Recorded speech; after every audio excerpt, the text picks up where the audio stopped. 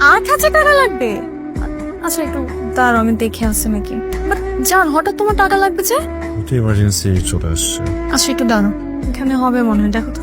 Thank you বলছো কেন? শোনো, তোমার টাকাই আমার টাকা, আমার টাকাই তোমার টাকা। কি হলো, চুপ হয়ে গেলা যে?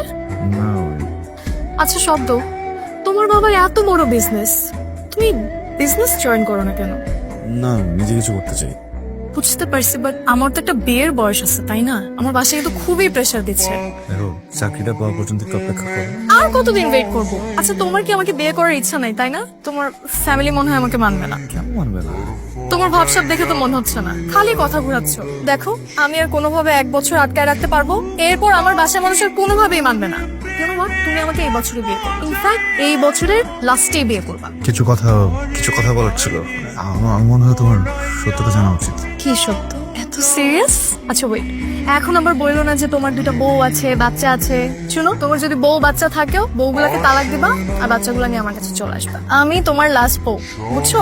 প্রবলেমটা এরকম না, কিন্তু একটু জটিল। দেখো মিমি, আমার বাবার কোনো ব্যবসা নেই। ইনফ্যাক্ট আমার বাবাই নেই। আমি যখন অনেক ছোট উনি মারা গেছেন। আমি এতদিন তোমাকে সবকিছুই মিথ্যা বলছি। আমার মা আছেন, একটা ছোট বোন, ওরা দুজনেই গ্রামে থাকে। না, আমার মা ছোট একটা চাকরি করেন, না একটা এনজিওতে আয়া হিসেবে আছেন। সামান্য কিছু বেতন আসে ওখান থেকে, যেটা দিয়ে ছোট বোনের পড়ালেখা চলে। আমি এখানে যে টিউশনিগুলো করাই, ওই টাকাগুলো আর খরচ করি না, ওগুলো বাড়িতে পাঠিয়ে দেই। মা বোন ওটা দিয়ে চলে।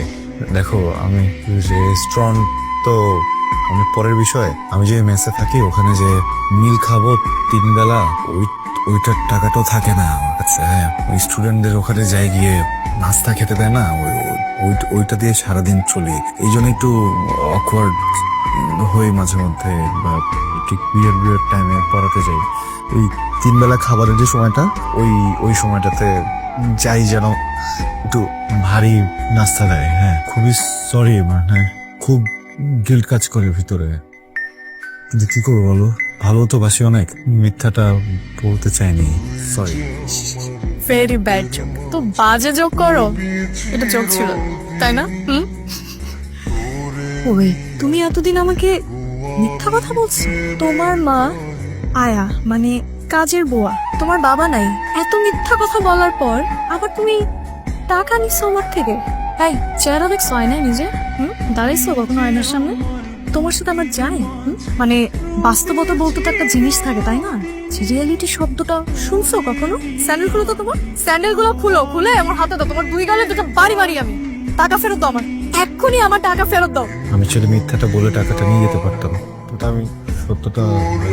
টাকার জন্য সত্যি বলছো এবং উদ্ধার করে ফেলছো। তুমি এক্ষুনি এই মুহূর্তে আমার টাকাটা ফেরত দাও, আর এরপর এই চেহারা জীবনেও যেন আমি না দেখি। মিমি, তুমি প্রয়োজন আমার সাথে সম্পর্কটা রেখো না। আরো বাজে কিছু বলতে ইচ্ছে করলে বলতে পারো, টাকাটা খুবই দরকার, বুঝছো? জানি রাগ করে আসো, মনে করো ভিক্ষা দিচ্ছ, কেউ তো ভিক্ষা ফেরত দেয় না, তাই না? আমি কথা দিলাম, আমি এটা আগের মাসে ফেরত দিয়ে দেবো। নিজে আমি টাকাটা নিয়ে যাই, প্লিজ প্লিজ। ভিক্ষা লাগবে না, যা দিলাম ভিক্ষা। এই টাকা তুই রাখ, আর যেন কখনো আমার ত্রিসীমানাও তোমাকে না দেখি। অ্যাসঙ্গ থাকার আমি না কষ্ট পাইনি, আসলেই কষ্ট পাইনি। যে জিনিসটা ঘটবে এর আভাস আমরা যখন আগে থেকেই পাই, তখন আর কষ্ট পাই না। এটা একদিন হওয়ারই ছিল। আমরা যা ভাবি তা ঘটে গেলে সেই কষ্ট আমাদের ছুঁতে পারে না।